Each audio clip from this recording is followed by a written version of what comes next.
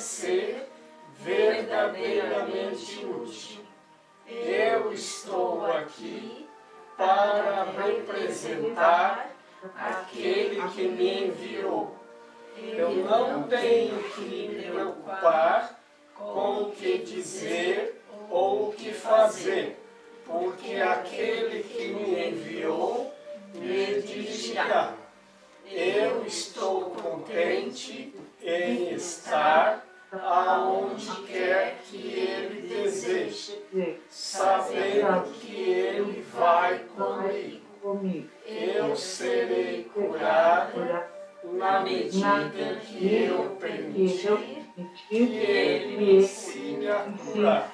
Parágrafo. Então, capítulo 1, o significado dos milagres.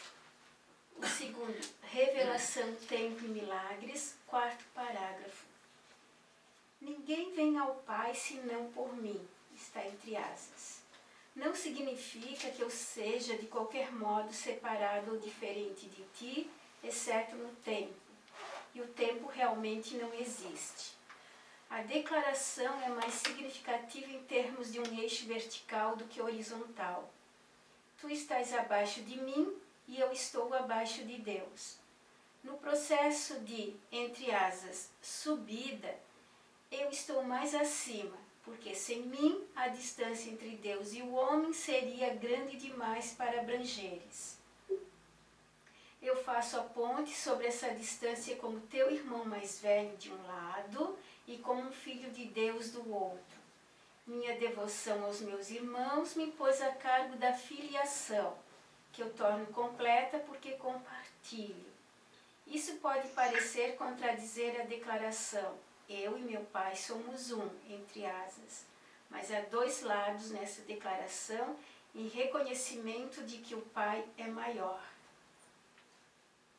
A palavra Pai, ela significa o que criou, né? Tem esse significado, né?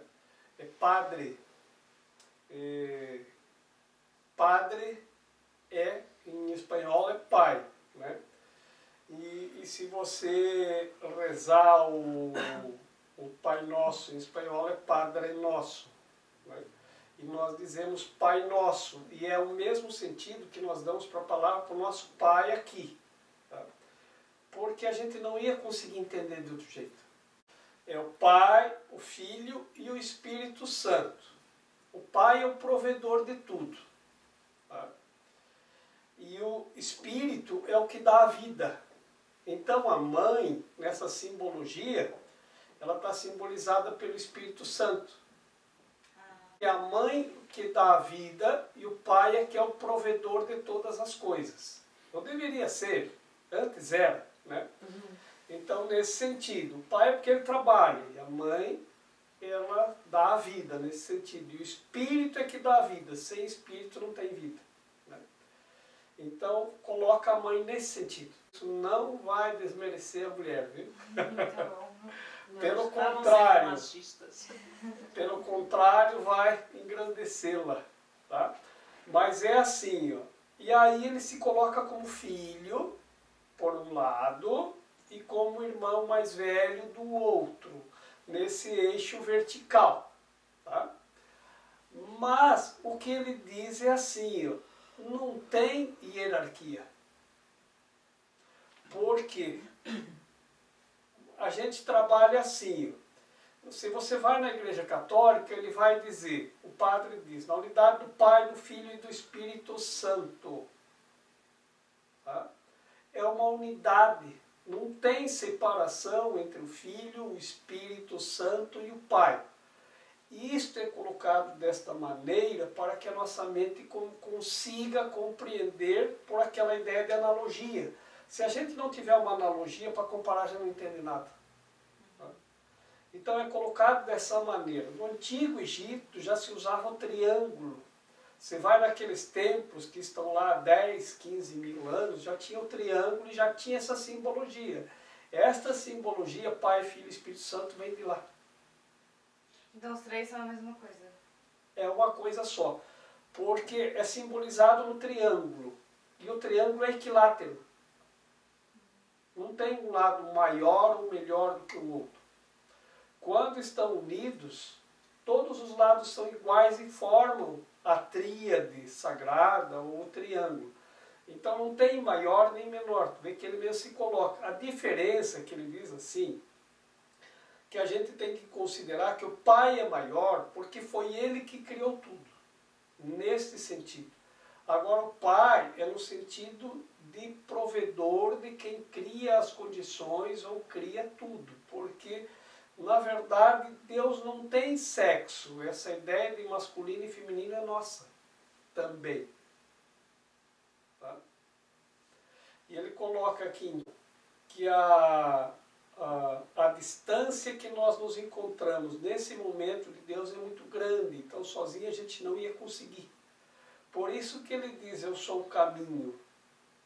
Porque ele faz a ponte entre nós e Deus.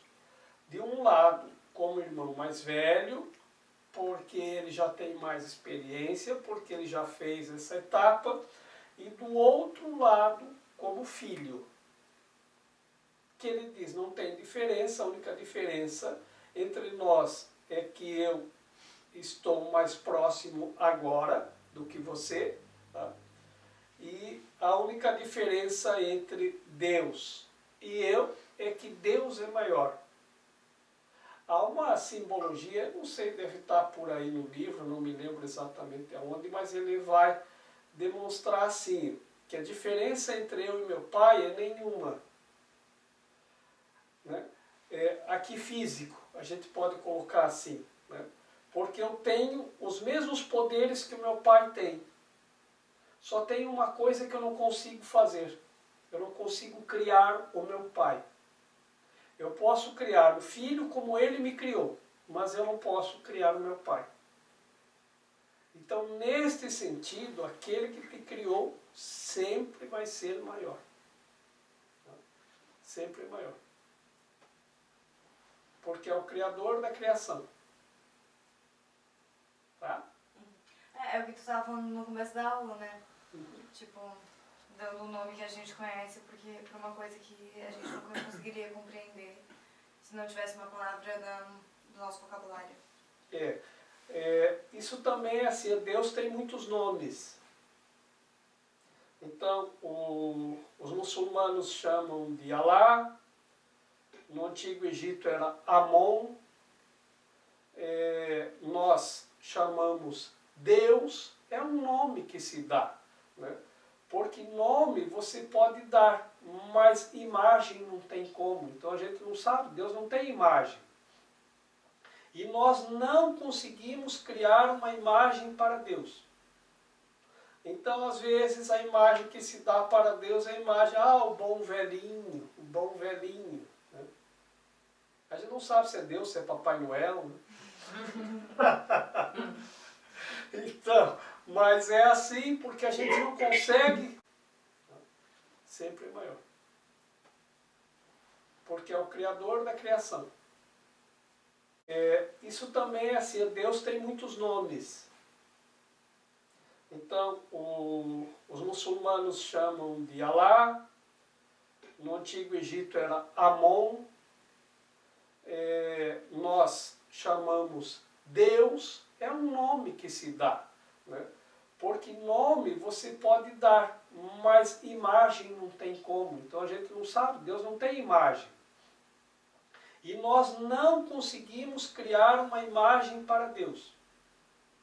Então às vezes a imagem que se dá para Deus é a imagem, o bom velhinho, o bom velhinho. Né? A gente não sabe se é Deus, se é Papai Noel. Né? Então, mas é assim porque a gente não consegue ter uma imagem, porque imaginar é a arte de criar uma imagem. Não tem como imaginar Deus. É uma coisa que nós não temos essa capacidade e nem vamos obter nunca. Por isto é que nós podemos dar nome. E os nomes são vários. Mas imagem nenhuma. Qualquer imagem que você coloque, isso é Deus? Não tem. Assim, tem uma palavra em aramaico de 3 letras, D-I-V, é div. Pode não ser aramaico, não tenho absoluta certeza nesse momento, mas é uma dessas línguas mortas, div, de onde surge a palavra divino, divindade e Deus. E essa palavra div significa luz. Assim, esta palavra div, tendo o significado de luz, surge então a ideia de que Deus é luz, que é uma ideia amplamente compartilhada por praticamente todas as instituições religiosas. Quando eu era criança, eu fui educado em colégio de freiras e padres, passei um tempo também num internato de férias, onde convivi bastante com uma pessoa que se tornou bem conhecida, que é o padre Lauro Trevisan, que não é mais padre, né? E também tive minha educação em escolas públicas. Eu não sei de onde eu tirei, mas eu tinha uma ideia assim, que os egípcios eram hereges, porque adoravam o sol, porque eles tinham o sol em seus altares.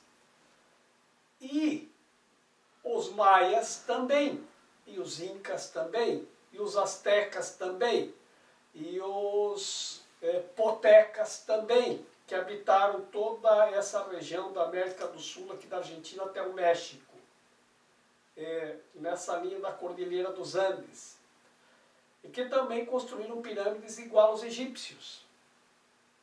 E além dos outros povos também tinham essa ideia do disco de ouro ou do disco solar em seus altares. Isso era uma coisa que eles eram hereges, porque eu me lembro ainda em criança, quando comentávamos entre coleguinhas, amiguinhos, né, que, nossa, como eles são bobos, né, porque eles imaginam que o sol, porque representava o sol, né, eles imaginam que o sol é Deus, que é um astro que está lá no céu, né. Eles devem ser muito bobos para achar que o sol pode ser Deus. E quando já é uma história que eu levei muito tempo para entender, eu só entendi quando fui a primeira vez no Egito, que isso aconteceu no ano de 2005, quando eu vi o disco solar embaixo do nome de Amon, onde estava uma biografia de um faraó esculpido numa parede de um templo, esculpido na pedra na parede de um templo. E eu parei para pensar e pedi para entender o que era Amon. Amon é o nome de Deus. E a imagem do sol lá abaixo. Porque se eles têm um Deus, então eles não adoram o sol. E eu sempre achei que eles adoravam o sol. Mas eles tinham um nome, não? Deus era Amon. Então o sol o que é? O sol é a imagem mais forte de luz que nós podemos perceber. E aí eu entendi que eles sim colocavam nos seus altares esse disco solar, um disco de ouro, para lembrarem de Deus. Porque você não tem uma imagem para Deus. Mas se Deus é luz, e a luz mais forte que nós podemos perceber é o sol, por associação, quando você vê a imagem de um disco de ouro, um disco solar, ou a imagem do sol, que essa sim nós podemos reproduzir, você transcende a imagem e lembra de Deus, porque a única imagem possível para nos fazer lembrar de Deus é lembrarmos da luz de Deus. Por isso, divindade, Deus, uma palavra que originalmente div significava luz, no idioma original da palavra. E aí eu voltei naquele momento na minha memória para o tempo em que eu era sacristão na Igreja Católica e ajudava o padre a rezar a missa. E me lembrei de um objeto que tem bem em cima do altar da Igreja Católica Apostólica Romana, que se chama ostensório, que ele é redondo, a hóstia que representa Jesus vai no centro e ele é todo de ouro e todo raiado, com raios dourados para todos os lados. Eu disse, mas isso é o sol. Muito mais elaborado do que o disco redondo de ouro dos maias, dos incas, dos astecas. E como que eu podia imaginar que esses que colocavam o disco de ouro, esses não, os outros, né, que colocavam o disco de ouro no altar eram hereges porque adoravam o sol, e eu adorava o mesmo sol, mais elaborado ainda, em cima do altar da minha igreja, e eu não era herege. Os outros eram, porque faziam isso.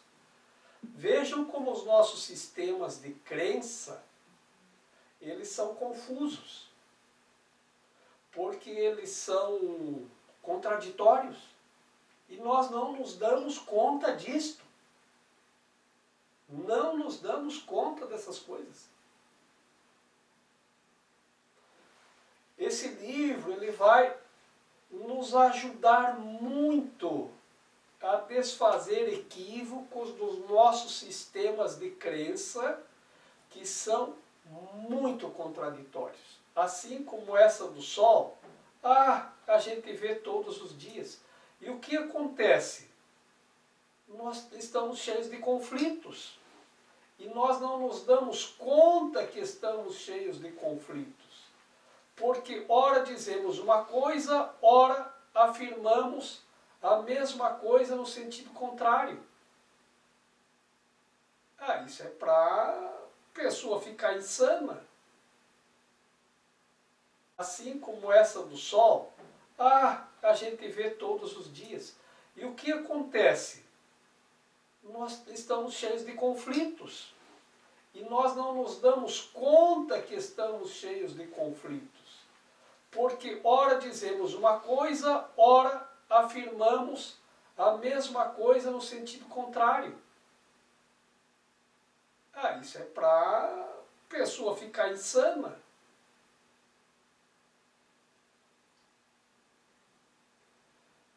Na quaresma, os cristãos que fazem a quaresma têm uma meditação a fazer.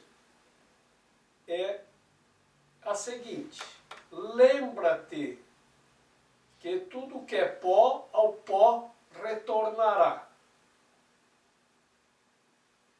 Na quarta-feira de cinzas, quem é cristão vai na Igreja Católica, o padre pega uma cinza que representa o pó. Aqui são reduzidos os corpos, porque antigamente também se cremava, na Índia ainda se crema, que representa a cinza é o pó, aqui os corpos retornam, né? Põe um pouquinho aqui, ele faz um símbolo que eu não sei qual é, diz uma palavra que eu não sei o que, né?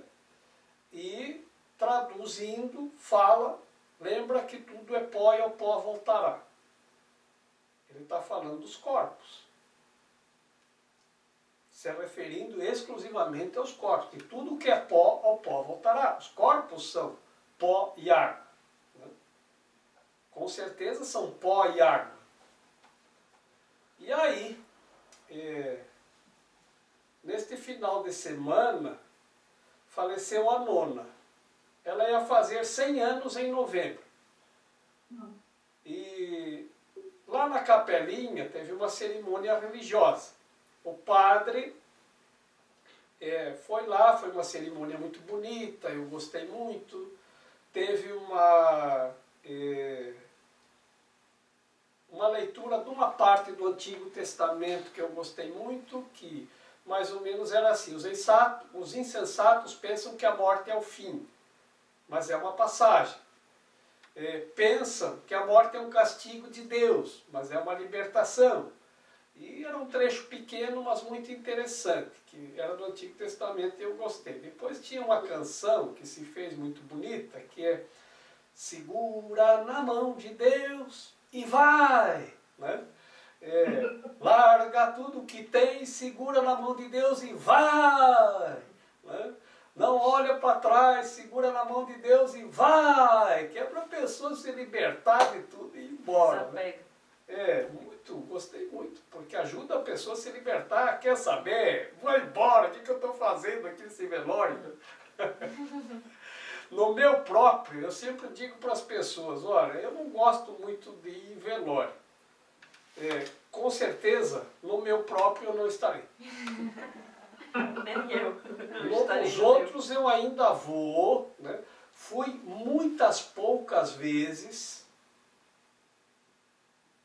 porque não que eu me negue a ir, mas que não acontece de eu ir. Raramente, quando alguém da família, assim, ou alguém conhecido falece, eu estou fora. E aí só recebo o aviso, bom, eu não posso ir porque estou longe, né? Então, mas nesse caso a nona a gente estava perto, então não teve dúvidas que a gente ia e fomos com muito, muito amor.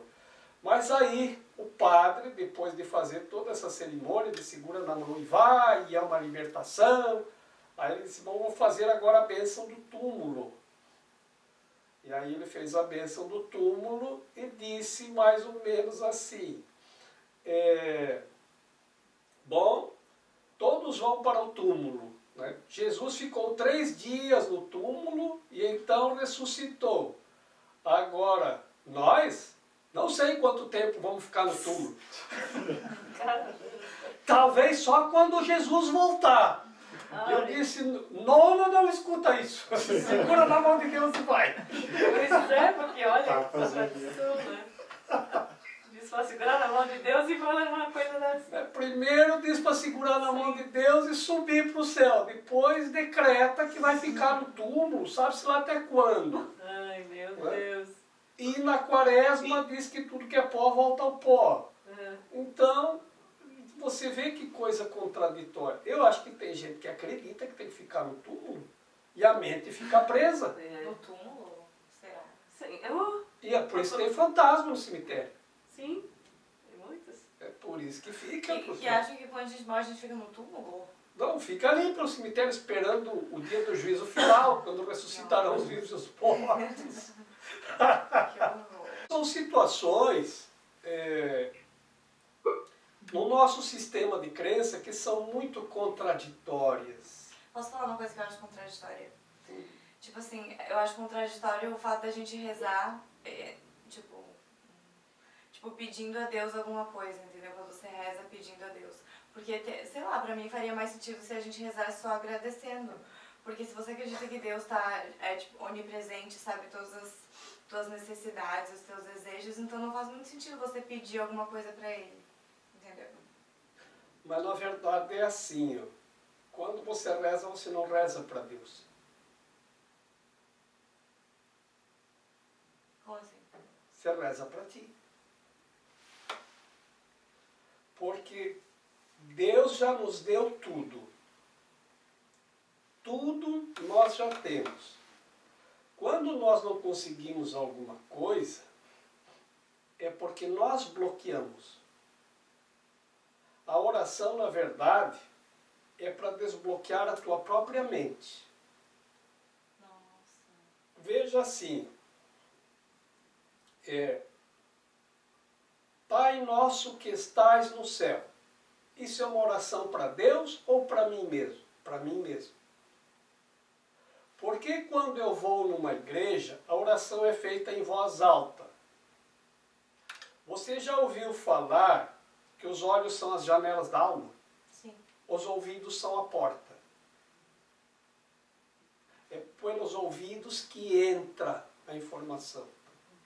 Então, por isso que a oração tem que ser dita em voz audível, para você ouvi-la, porque a oração é para você.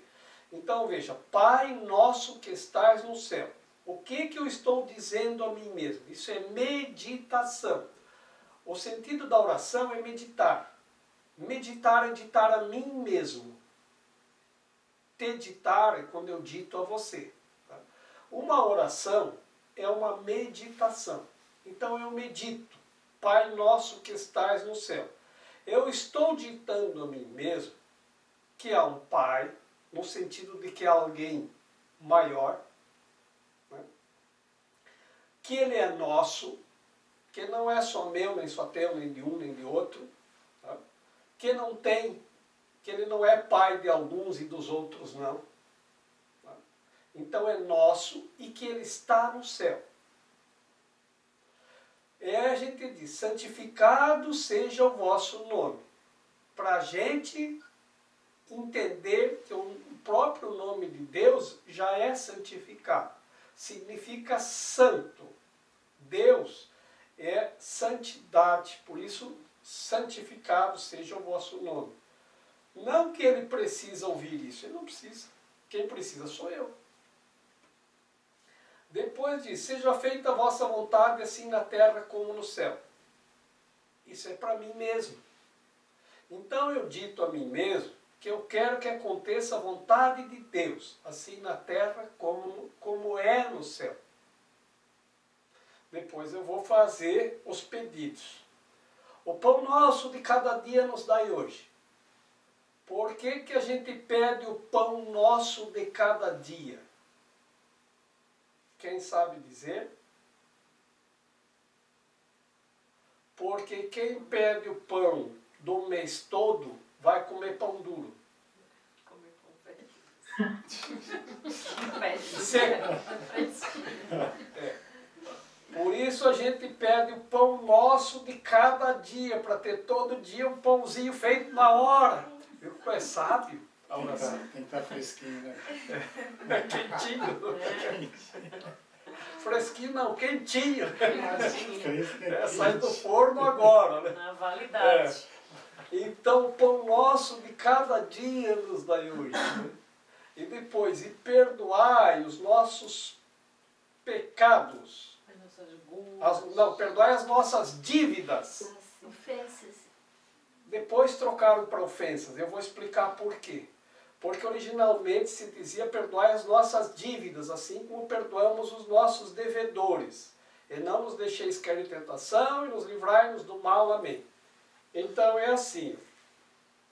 Como era perdoai as nossas dívidas, assim como perdoamos os nossos devedores, tinha cristão esperto, que então ele fazia assim, Jorge, vem cá, vou te emprestar 10 reais. Tá? Não, mas eu não estou precisando, não, mas pega, vou te dar emprestado, vou te emprestar 10 reais. Não, mas eu não quero, não, pega aqui, estou te emprestando. Tá? E quer saber? E não precisa mais me pagar, está perdoada a dívida, na hora. Então, eu perdoei o meu devedor. Ele estava me devendo 10 reais porque eu fiz um empréstimo. Agora eu vou naquele que eu pedi 1.000 reais e digo, escuta,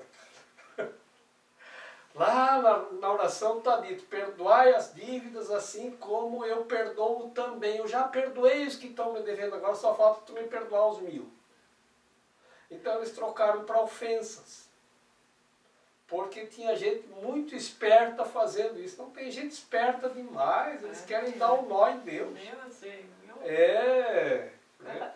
E depois é assim, e livrai-nos do mal, amém. Lá numa escola, pediram para as crianças colocar quem eram os seus heróis. E quem eram os anti-heróis. E aí, colocaram lá, o herói é o Superman, o herói é o Spider-Man, o herói é aqueles men lá, né? E um menino colocou que o anti-herói dele era o Malaman. Então, mas Malaman? Nunca ouvi falar nesse personagem. Da onde se tirou isso? Não, minha mãe toda noite reza o Pai Nosso e no final ele diz, livrai-nos do Malaman. Então é assim, a oração é para nós, não é para os outros. Não é para Deus. Deus não precisa da nossa oração. Mas ele diz, pedir, receberei. Então tu tem que pedir. Por quê? Porque se tu não pede, e na verdade tu não pede para Deus, tu pede para ti mesmo. Tu não desbloqueia. E aí as pessoas usam isso, essa sabedoria, esse conhecimento como programação neurolinguística. Então diz assim, Ah, eu quero um carro. Então pede. Não vou pedir para quem? Ah, pede para Deus. Tá? Então, Deus, eu quero um carro. Tá? Aí tu consegue. Ah, eu pedi para Deus e Ele me deu. Não, tu pediu foi para ti mesmo. Deus não dá carro para ninguém. Então, tudo que a gente pede, pede para nós mesmos, para desbloquear na nossa mente aquilo que está bloqueado e que impede a gente de conseguir as coisas. Mas o que bloqueia a nossa mente? Nós mesmos. Nossos sentimentos? Também. As nossas crenças. Tá? Quando você é criança, você ouve tanto não pode, mas tanto não pode, isso não pode, aquilo não pode, isso não é para ti, você não vai conseguir, você não pode mexer aí, não pode isso. Isso não pode, aquilo não pode. Mãe, eu quero um iPod, não pode. Mãe, eu quero um iPhone, não pode. Ah, quer dizer, não pode. Ah, eu quero uma moto, não pode, tu é criança, não pode andar na moto. Tá? Então, não pode, não pode, não pode. Tu começa a acreditar que não pode nada. Então a gente está totalmente bloqueado. Tá? São as nossas crenças e tudo aquilo que diz que a gente não pode isso, não pode aquilo, não pode não sei o que. A gente já traz isso na nossa genética. Que nós não podemos coisa alguma. E aí a gente passa a acreditar que também não pode ir para o céu, que não pode se tornar santo.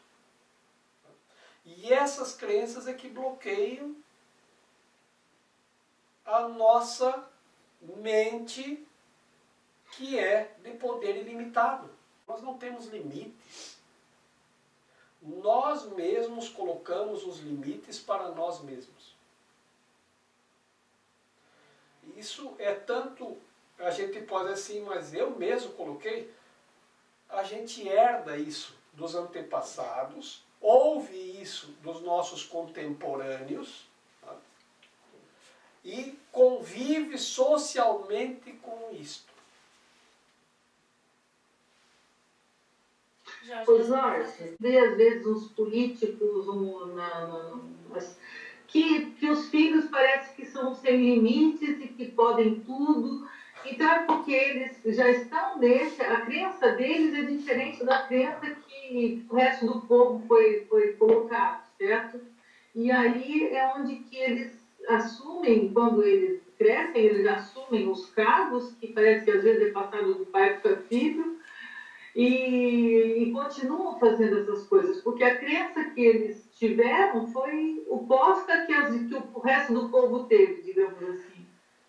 Só que nesse sentido que eles fazem isso, é o sentido equivocado, eles usam o poder de forma equivocada. Tá? Eles usam pelo ego, né? Porque é só para eles, né? Só para eles. Então é o uso do ego, usam para o seu próprio ego, para si mesmos. Né? Enquanto que aqui nós aprendemos que isso tem que ser compartilhado. Sim. Né? E nós compartilhamos aqui que tudo podemos. E esse exemplo de uma pessoa, de uma criança que é criada que tudo pode, ela é um exemplo analógico correto, porque não se põe bloqueios. Por quê? Porque quando eu era criança eu queria uma bicicleta, eu não podia ter. Mas o meu vizinho podia. Esse vizinho, ele tudo pode. E eu não podia nada. E assim a gente vê como as coisas são. O aprendizado que nós temos aqui, ele serve para nós compreendermos como é no nível superior.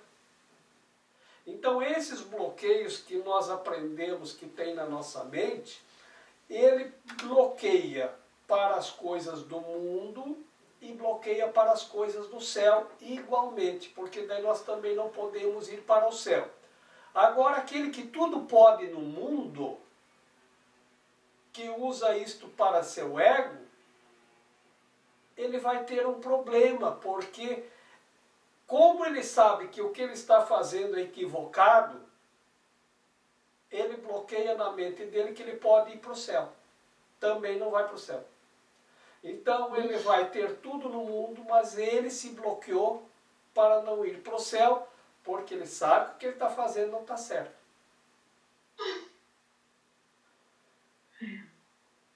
É bem simples como isto funciona. Agora, se tu usar o poder para criar e compartilhar, para criar alegria, para criar igualdade, para criar amor, aí você vai desbloqueando isso e é assim que vai acontecendo.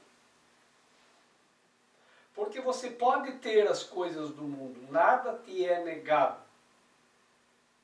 Você pode, tudo está à nossa disposição. Só que nós temos que compreender isto desta maneira, que nós mesmos bloqueamos para nós mesmos, que nós não podemos tal coisa. Ah, quando que eu vou poder ir fazer uma viagem para a Europa? Não, isso eu não posso. E a pessoa bloqueia na mente, e aí não vai nunca. Não é que seja importante ir para a Europa. É só um exemplo de que às vezes as pessoas acham isso uma coisa impossível. E aí colocam uma pedra no caminho e dali não passam, porque dali não consigo passar. Mas isso bloqueia tudo. Então aqui esse livro, o Curso em Milagres, é um curso de treinamento. Para treinarmos a mente, para desbloquearmos a mente dessa escravidão que nós temos, que tudo nos bloqueia. Que tudo nos bloqueia. Nós até podemos conquistar as coisas do mundo, mas de nada vale se nós bloqueamos o céu. Por isso que a oração correta é assim, porque assim como tu pensa, vai acontecer para ti, porque é como tu percebe as coisas. A ação correta é assim: busca primeiro o reino, e tudo o mais te será dado por acréscimo. Porque se você buscar as coisas do mundo, você bloqueia as coisas do céu. Se você buscar as coisas do céu, as coisas do mundo estarão a teu serviço. Se você escolher as coisas do mundo, daqui um pouco você estará a serviço das coisas do mundo. É assim que funciona. Então busca primeiro o reino. Esse livro ele vai ser um treinamento na nossa mente para nós aprendermos isso. Assim vai desbloqueando. Essa meditação que nós fazemos, ela é muito boa. Por quê? Porque ela primeiro nos ensina assim: eu estou aqui só para ser verdadeiramente útil. Eu estou aqui para representar aquele que me enviou. Nós já falamos a respeito. Eu estou contente em estar onde quer que ele deseja. Ensina a gente que nós temos que estar contente aonde nós estamos. Porque isto é a coisa mais importante que tem. Porque se você está contente aqui, você estará contente em qualquer lugar. E tudo que as pessoas fazem é para alcançar contentamento. Tudo que elas pedem do mundo é para estarem contentes. Eu quero um celular para eu estar contente, porque daí eu posso me comunicar. Eu quero um carro, daí eu vou estar contente, porque eu posso me locomover. Eu quero isso, que daí eu vou estar contente, porque eu poderei tal coisa. Agora, se você não está contente onde você está, você vai para Paris e vai ser o turista mais chato que tem. Eu não estou gostando disso. Eu pensei que era diferente. Não vai estar contente em lugar nenhum. Tá? Então, estar contente é onde você está. Isso é um grande aprendizado.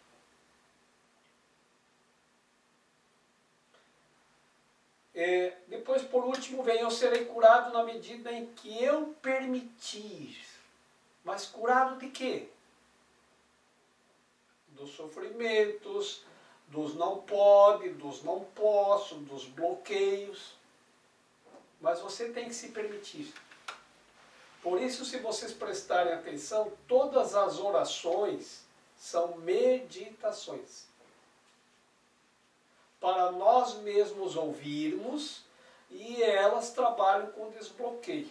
Esse livro todo é uma oração em cada parágrafo, escrito de uma forma fantástica, porque ele vai ponto a ponto. Nós vamos dizendo o que está escrito, vamos ouvindo o que está escrito e vamos compreendendo. E cada vez que nós temos uma compreensão, nós desbloqueamos alguma coisa em algum nível.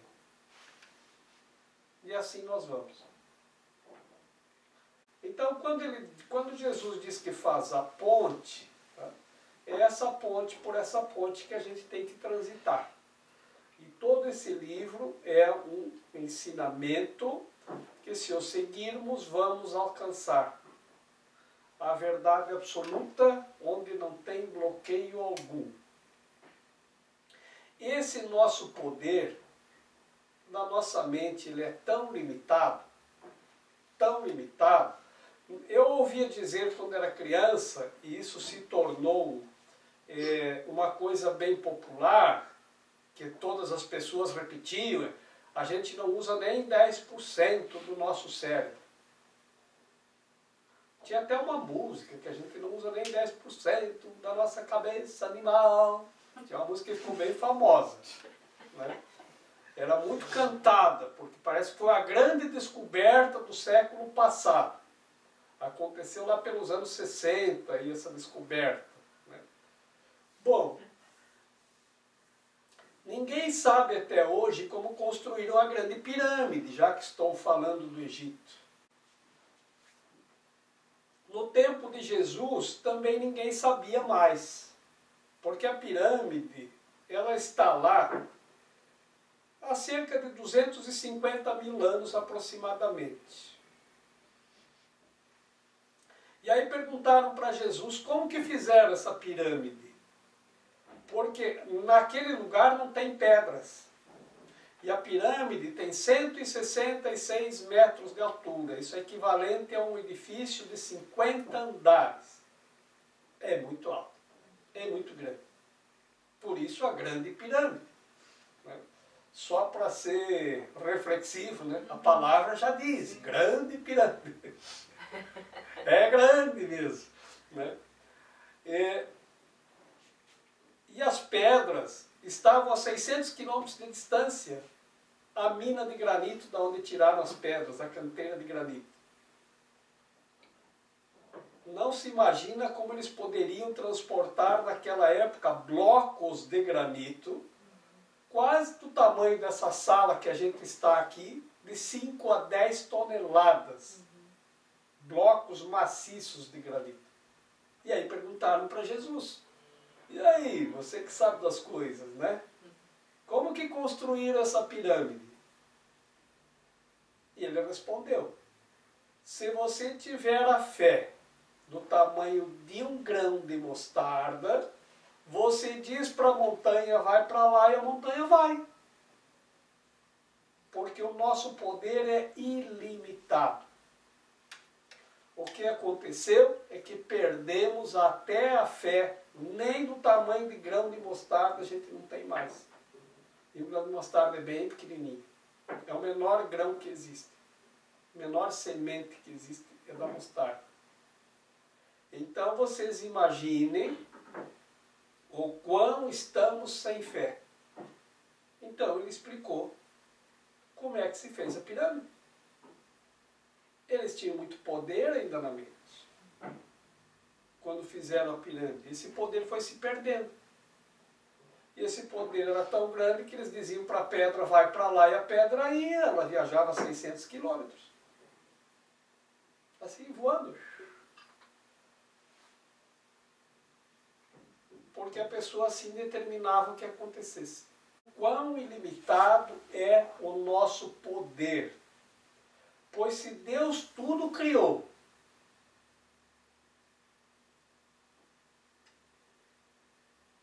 dizem que com uma palavra apenas é necessário para criar tudo.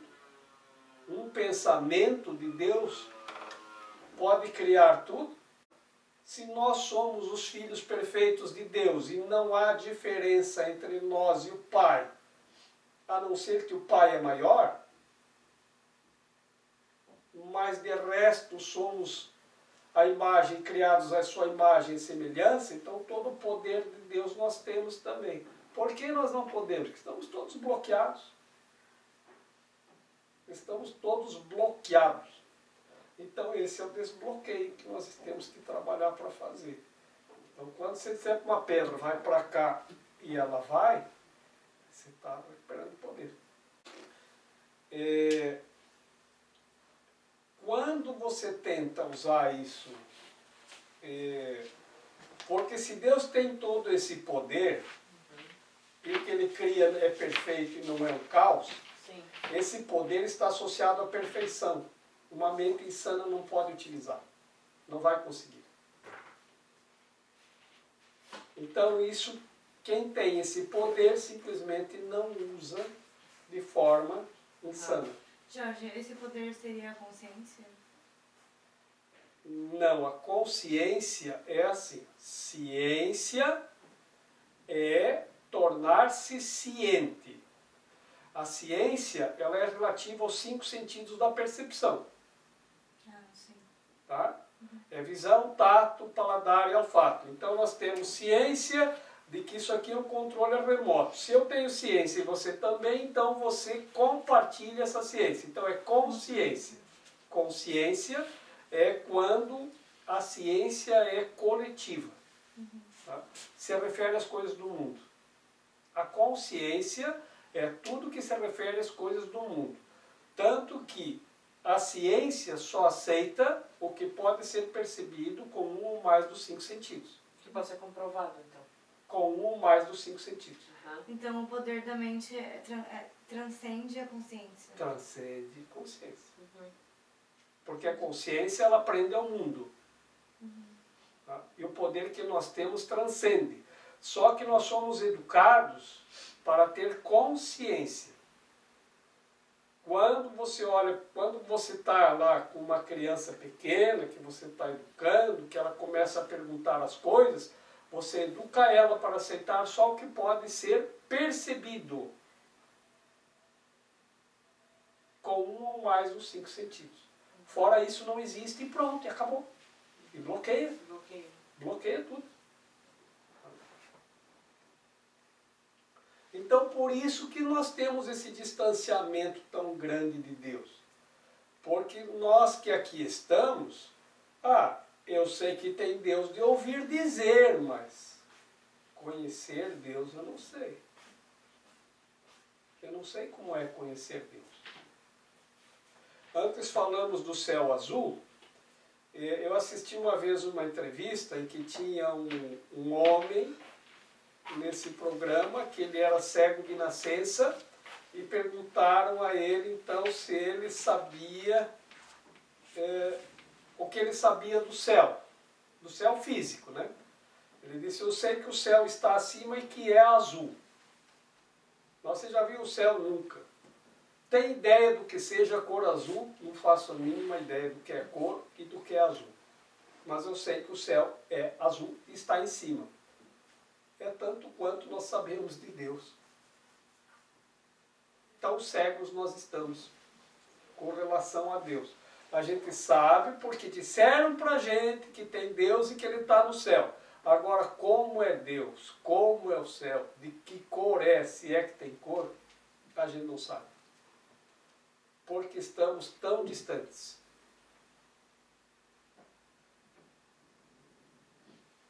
Por isso que tem, então ele coloca nesse parágrafo, eu sou a ponte. Porque a distância que você está é muito grande para você vencer sozinho. Você não iria alcançar Deus. Assim, por um lado, como irmão mais velho, e por outro, mais acima, como filho de Deus. E ele diz que somos todos iguais, inclusive a Deus, com uma única diferença, que Deus é maior. porque Ele é que criou tudo e nos criou. E você sabe o que significa aquela inscrição que está na cruz, que é INRI? Não sei. Não sabe? É porque o J e o I têm o mesmo... Som. Não o mesmo som, mas tem a mesma...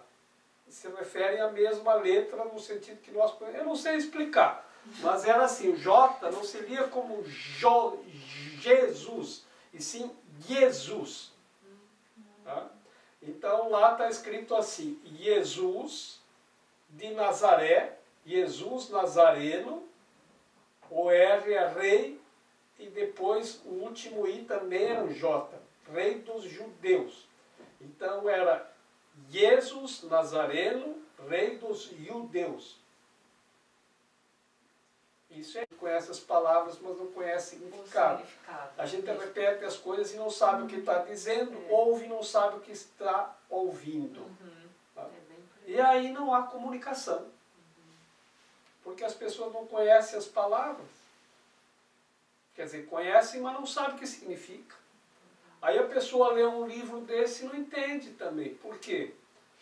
Porque a gente não foi educado para interpretar os textos, porque a gente não conhece o significado das palavras.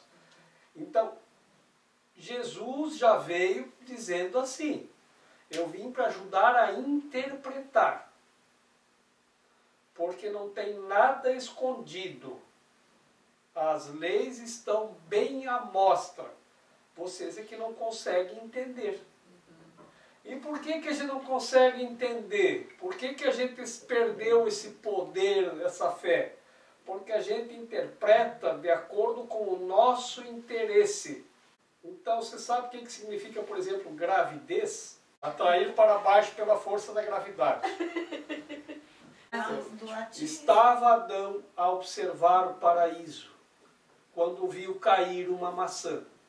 Descobriu então a lei da gravidez.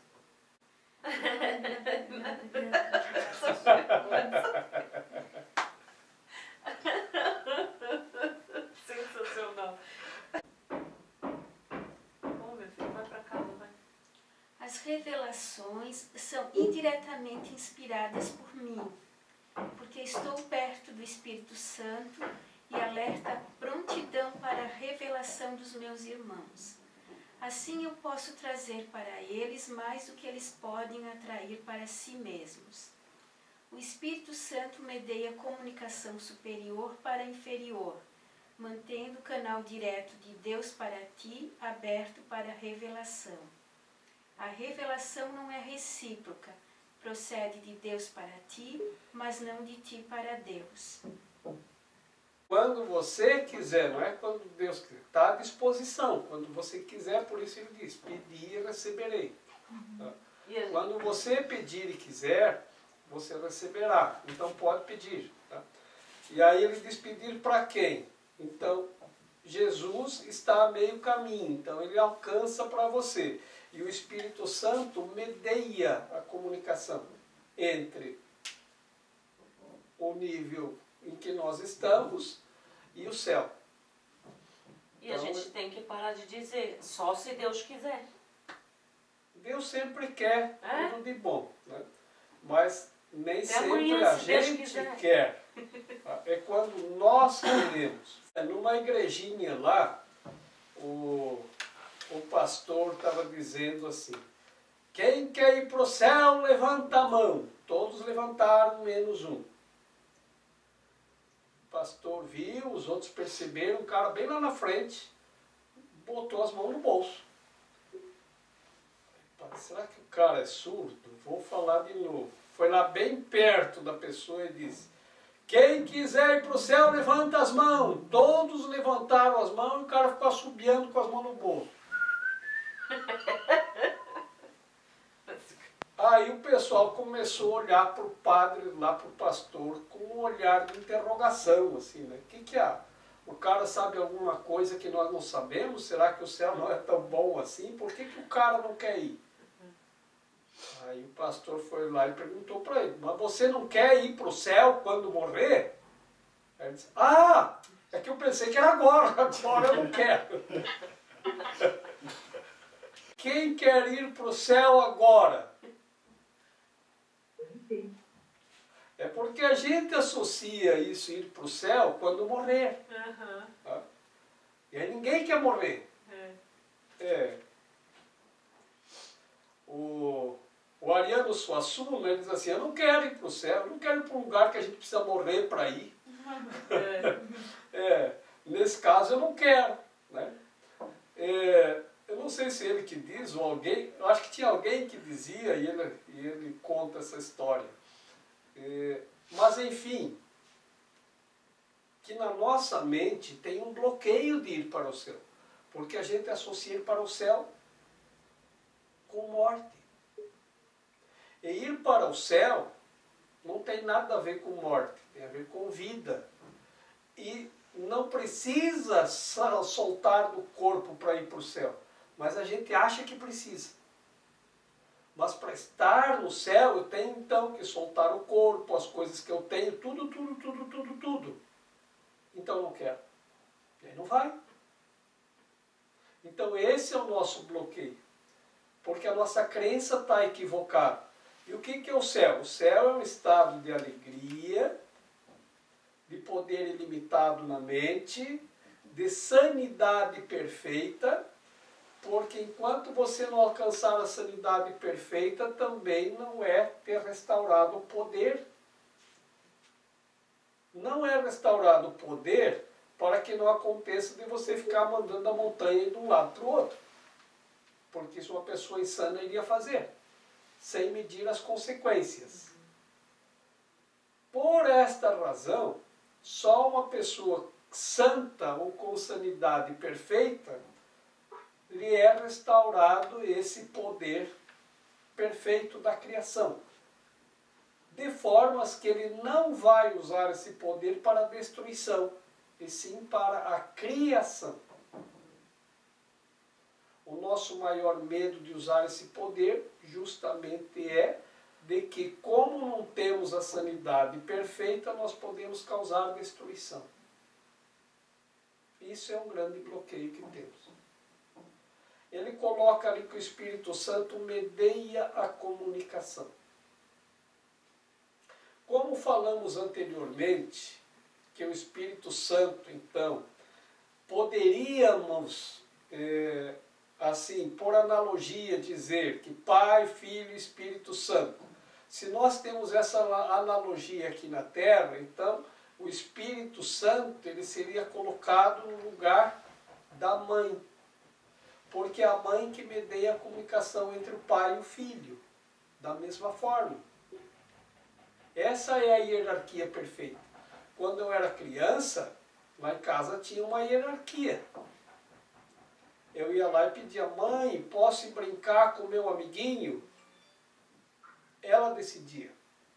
E se ela dizia não, eu ia perguntar para o meu pai, porque a gente sempre quer burlar as leis para fazer que seja feito de acordo com a minha vontade e não com a vontade do pai. Ela dizia, pai, posso ir brincar com meu amiguinho? E o que ele respondia? Pode, minha filha. Pergunta para tua mãe. Ah, isso é verdade. Tá? Também. Porque pai não quebra a hierarquia. Se o pai quebrar a hierarquia, acabou o respeito em casa. Não, o pai não toma atitude, manda tudo para a mãe. Vai lá que a tua mãe sabe. Porque se o pai quebrar a hierarquia, acabou o respeito do filho. Não respeita nem a mãe, nem mais o pai. Aí ele vai de um para o outro, um diz um, outro diz outra coisa, então cada um tem uma função dentro da hierarquia. E por isso que o Espírito Santo, ele, neste sentido, por analogia, nós podemos colocá-lo como o papel funcional que a mãe faz na nossa casa, que é mediar a comunicação entre o pai e o filho. É assim que funciona então o Espírito Santo. A não ser que eu saísse para passear com meu pai, aí ele tinha que tomar as decisões. Sexto, o milagre minimiza a necessidade de tempo. No plano longitudinal ou horizontal, o reconhecimento da igualdade dos membros da filiação parece envolver um tempo quase sem fim. Contudo, o milagre acarreta uma passagem repentina da percepção horizontal para a vertical. Isto introduz um intervalo do qual ambos, tanto o doador como quem recebe, emergem mais adiante no tempo do que teriam estado de outra forma. O milagre tem então a propriedade única de abolir o tempo, na medida em que torna desnecessário o intervalo de tempo que atravessa. Não há relação entre o tempo que leva o milagre e o tempo que ele cobre. O milagre substitui um aprendizado que poderia ter levado milhares de anos. Faz isso através do reconhecimento subjacente da perfeita igualdade entre quem dá e quem recebe, na qual o milagre se baseia. O milagre encurta o tempo, colapsando-o, assim eliminando certos intervalos dentro dele. Faz isso, porém, dentro de uma sequência temporal mais ampla. Querem ver como é simples? É assim. Ele diz que tanto no longitudinal como no vertical, nós acreditamos em envolver tempo. No sentido longitudinal, parece que o tempo é muito longo. No sentido vertical também, o tempo que nos separa do que está mais acima parece interminável. O que está mais acima é Deus, né, no nosso sentido, porque na verdade não tem mais além ou mais acima. Mas é da forma como nós podemos compreender. E aí ele diz, o milagre encurta o tempo, colapsando-o, porque ele tira tanto quem dá quanto quem recebe do sentido longitudinal para o sentido vertical, eliminando o tempo que levaria para acontecer. Então isso funciona assim. O nosso planeta é redondo e está girando. Então vamos pegar só esse giro assim. Como é que chama? Rotação? Vamos chamar que ele está na rotação. Tá? E ele está girando, sempre girando. Quanto tempo ele leva para dar uma volta em torno de si mesmo? 24 horas.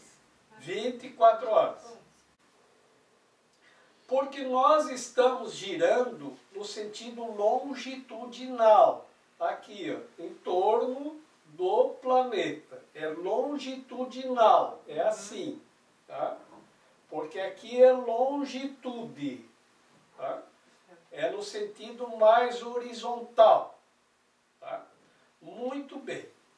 Então, vamos dizer que para curar o machucado no meu dedo ia levar 24 horas.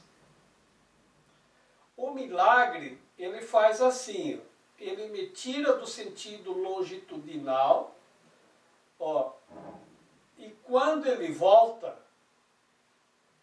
o globo já girou 24 horas. Mas ele colapsa o tempo no sentido longitudinal, porque ele faz assim.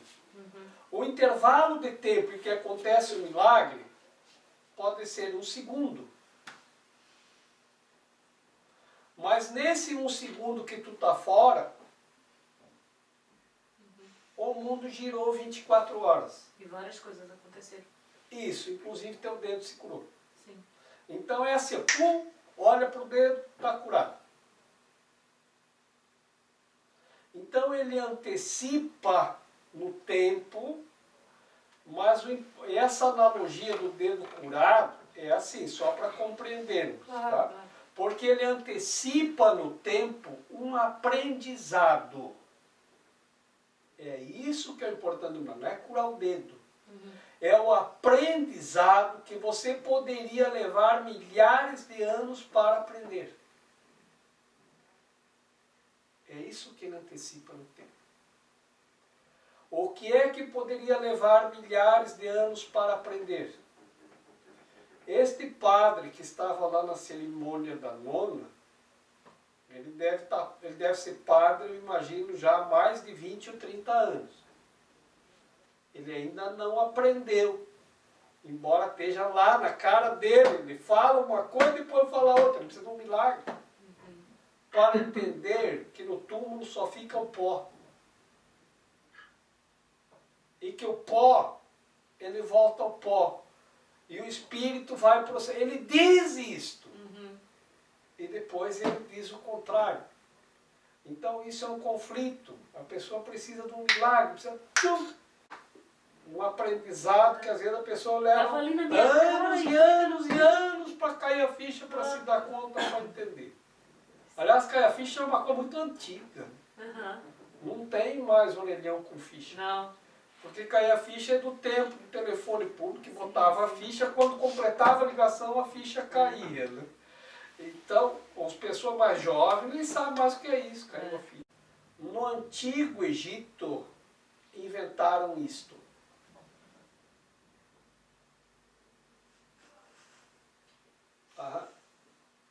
Não duvido.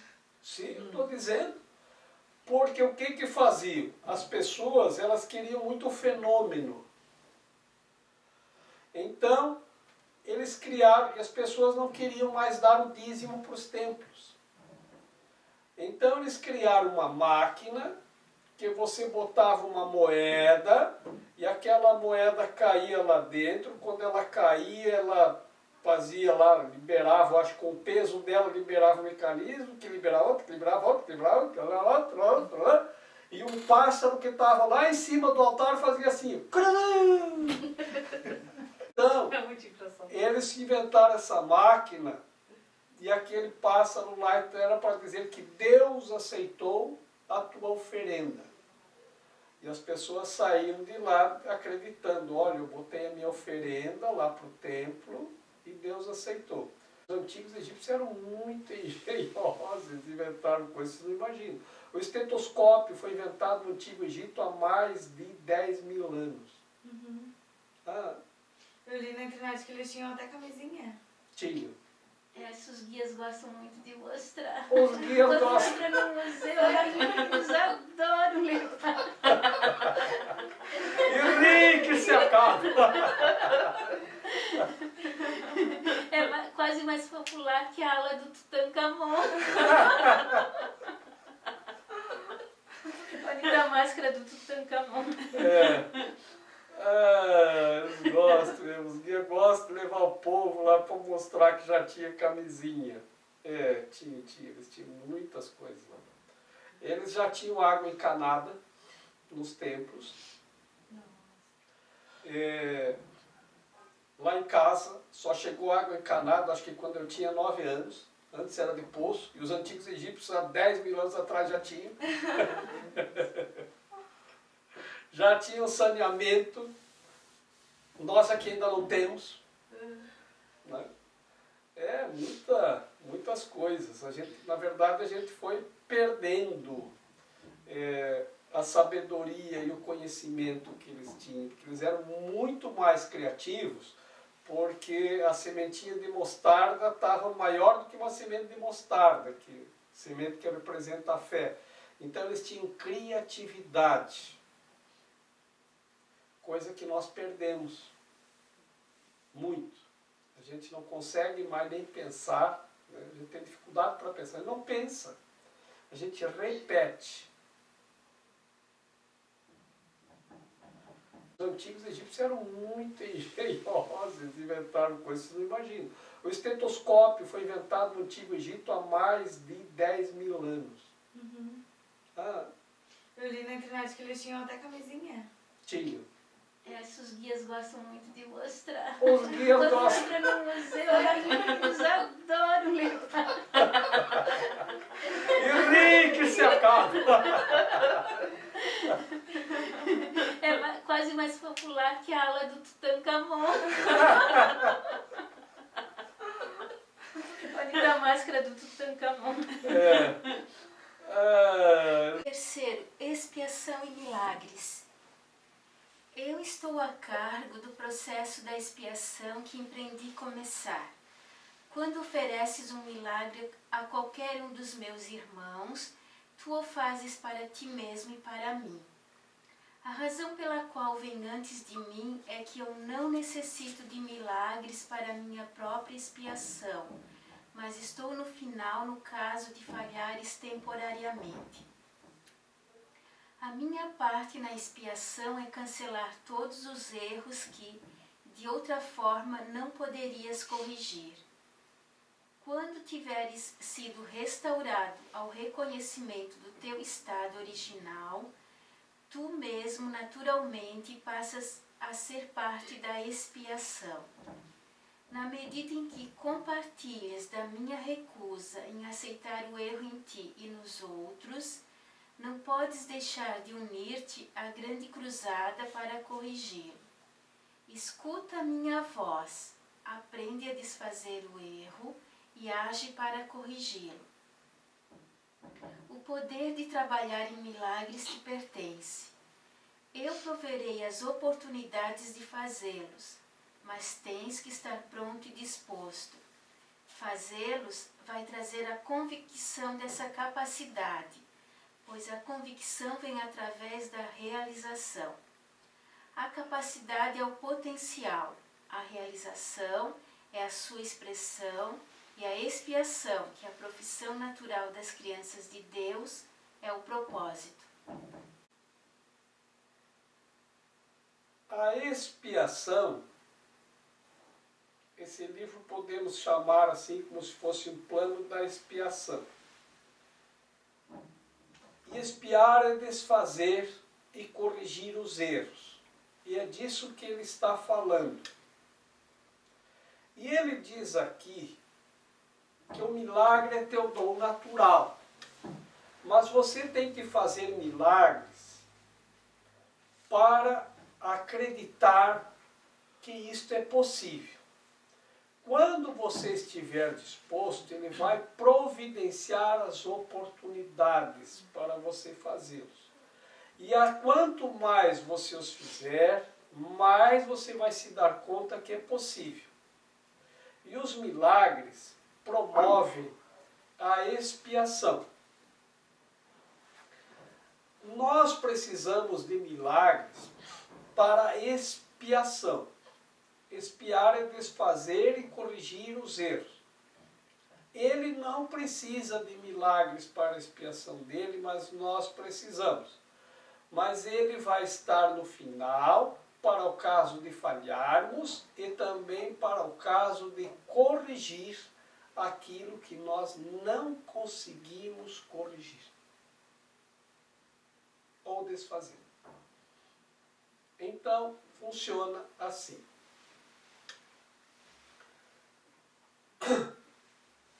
Eu fui até você e pedi R$100 emprestado. Eu vou pagar esses R$100 para você amanhã. E não voltei para pagar. E se passaram 10 anos. Agora eu quero pagar.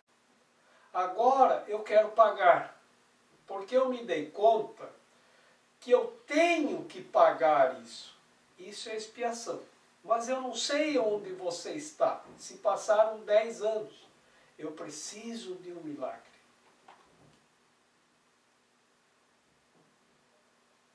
Ele diz que ele vai prover os milagres, mas eu tenho que estar disposto. Vai acontecer assim. Eu vou pedir o milagre para desfazer na minha mente este erro e corrigi-lo. Eu quero pagar a você. Vai acontecer que nós vamos nos encontrar por acaso em algum lugar. E eu vou olhar para você e vou dizer que milagre você aqui. Eu precisava muito encontrar você. Eu quero corrigir o meu erro, porque eu errei ao pegar o dinheiro emprestado e dizer que eu ia pagar no dia seguinte e não paguei. Eu quero que você calcule a correção correção e os juros que eu quero te pagar agora. E aí você corrige para R$1.000. Ah, eu não sei quanto dá, mas vamos fazer, eu acho que era o equivalente a R$1.000. Você me dá R$1.000 e está certo. Ok. E peço para você me perdoar. A dívida foi paga, o erro foi desfeito. E você me perdoou por não ter vindo pagar. Tudo que eu podia desfazer, eu desfiz. E o que eu podia corrigir, eu corrigi. E ele diz, e eu estarei aqui para desfazer aquilo que você não consegue desfazer. Agora eu quero pagar, porque eu me dei conta que eu tenho que pagar isso. Isso é expiação. Mas eu não sei onde você está. Se passaram 10 anos. Eu preciso de um milagre.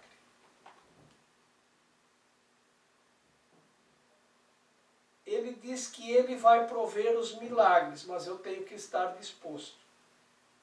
Vai acontecer assim. Eu vou pedir o milagre para desfazer na minha mente este erro e corrigi-lo. Eu quero pagar a você. Vai acontecer que nós vamos nos encontrar por acaso em algum lugar. E eu vou olhar para você e vou dizer que milagre você aqui. Eu precisava muito encontrar você. Eu quero corrigir o meu erro, porque eu errei ao pegar o dinheiro emprestado e dizer que eu ia pagar no dia seguinte e não paguei. Eu quero que você calcule a correção e os juros que eu quero te pagar agora. E aí você corrige para R$1.000. Ah, eu não sei quanto dá, mas vamos fazer, eu acho que era o equivalente a R$1.000. Você me dá R$1.000 e está certo. Ok. E peço para você me perdoar. A dívida foi paga, o erro foi desfeito. E você me perdoou por não ter vindo pagar. Tudo que eu podia desfazer, eu desfiz. E o que eu podia corrigir, eu corrigi. E ele diz, e eu estarei aqui para desfazer aquilo que você não consegue desfazer. Essa situação, o fato de eu não ter voltado lá para pagar os R$100, gerou consequências. Sim. Esses R$100, você ia jogar na Mega Sena que estava acumulado. E aí você não teve dinheiro para jogar e deu os números que você ia jogar. Isso eu não consigo desfazer. E nem corrigir. E por isto, você nunca mais teve paz na vida. Puxa, se ele tivesse me pago aqueles R$100, eu tinha ganho na Mega Sena. Então, o que ele diz? O que você não consegue desfazer, deixa comigo. Faz o que tu pode. O resto eu estou aqui no final para corrigir, para desfazer. Mas faça a tua parte é simples. Isso, as consequências disso, você não ia conseguir corrigir, deixa comigo. O que vai acontecer? Vai acontecer uma correção na mente de ambos, que vai desfazer aquela possibilidade de sofrimento, aquela consequência que gerou. E vai transformar aquilo em alegria e felicidade. Porque você vai dizer, sabe, Jorge, você não imagina a alegria e a felicidade que você me proporcionou hoje. Não pelo fato de você pagar os R$1.000, mas porque você me devolveu uma alegria que eu perdi quando você não veio pagar. Porque o devedor e o credor ficam presos, ambos na mesma dívida. O devedor não esquece que está devendo e o credor não esquece que você está devendo para ele. E isso tira a tua paz. O Jorge nunca mais apareceu aqui para me pagar. Puxa, já faz 10 anos. E eu gostava tanto do Jorge. E ele não voltou mais. Isso se desfaz. Então você passa a sentir gratidão pelo outro que esperou 10 anos para você pagar, e aquele que esperou sente gratidão porque você veio reconciliar. A reconciliação toma um valor imensurável. Isso nós não conseguimos desfazer. Isso ele diz que desfaz pela gente. Este exemplo que eu dei é uma analogia para nós conseguirmos entender como funciona a expiação e para que servem os milagres. Que milagre você por aqui? Eu justamente pedi um milagre para encontrar. Às vezes a gente não reconhece desta forma. Às vezes você tem um obstáculo na tua vida, muito grande, e não consegue transpô-lo. É aquela pedra no caminho. Puxa, eu não consigo prosperar, eu não consigo ser feliz, eu não consigo acertar meu relacionamento, eu não consigo as coisas que eu quero. E aí você diz, eu preciso de um milagre. Alguns dias depois, você encontra a pessoa para quem você está devendo R$100. E você não se dá conta que esse é um milagre. Porque aquela dívida está bloqueando na tua mente a prosperidade. Aqui ele está lembrando a gente que o milagre ele traz um aprendizado que poderia levar milhares de anos. Imagina ficar devendo milhares de anos R$100. E ele diz, a gente aprende que quando a gente desfaz o erro e corrige, você tem um imenso aprendizado. É esse aprendizado que ele está falando. Porque você aprende que cada erro que você desfaz, você fica mais feliz e prospera mais, em todos os níveis, em todos os sentidos. Quando você desfaz e corrige. Quando você pede um milagre, às vezes você quer que caia do céu uma solução. E do céu cai a expiação.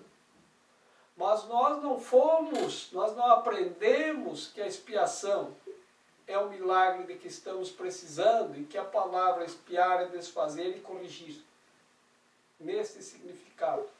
Assim, quando corrigimos, nós desfazemos os bloqueios. Vamos levar para casa como exercício da semana, até nos encontrarmos na semana que vem, este parágrafo, vamos meditar nele. Meditar é ler ele, tá? E ouvi-lo. Vamos meditar neste parágrafo, tá? E vamos pensar a respeito do milagre e da expiação, para trabalharmos na nossa mente essa questão.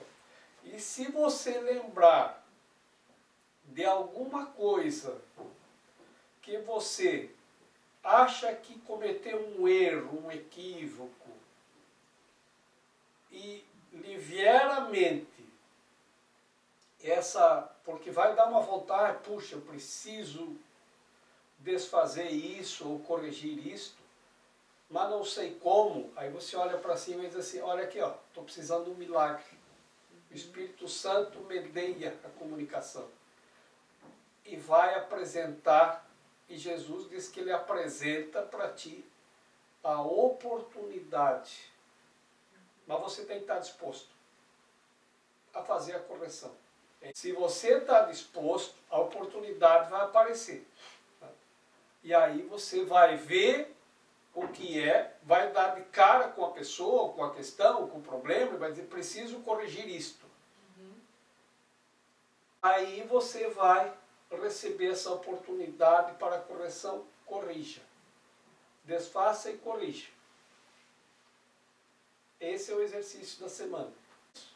Você vai ver que sua vida vai mudando para mais alegria, mais felicidade, mais liberdade, mais vida, à medida que você vai fazendo a expiação. Esse é o objetivo desse livro. Restaurar em nós a alegria, a felicidade e a vida. É isso, aí você vai sentir o que é realmente vida. Quando você conseguir desfazer um erro e um equívoco, você vai sentir essa alegria intensa, esse bem-estar, essa leveza. Depois tem outros erros que a gente cometeu. E assim a gente vai corrigindo os nossos equívocos, como a gente está aqui corrigindo o nosso sistema de crenças. Cada dia que a gente está aqui, alguma coisa corrigimos em nós mesmos. Assim, cada dia acontecem aqui milagres que corrigem nossa compreensão, nossa mente, nossa crença, nossa percepção. Produzindo felicidade e bem-estar. Eu estou aqui só para ser verdadeiramente útil. Eu estou aqui para representar aquele que me enviou. Eu não tenho que me preocupar com o que dizer ou o que fazer, porque aquele que me enviou me dirigirá. Eu estou contente em estar aonde quer que ele deseje, sabendo que ele vai comigo. Eu serei curada na medida em que eu permitir que ele me ensine a curar.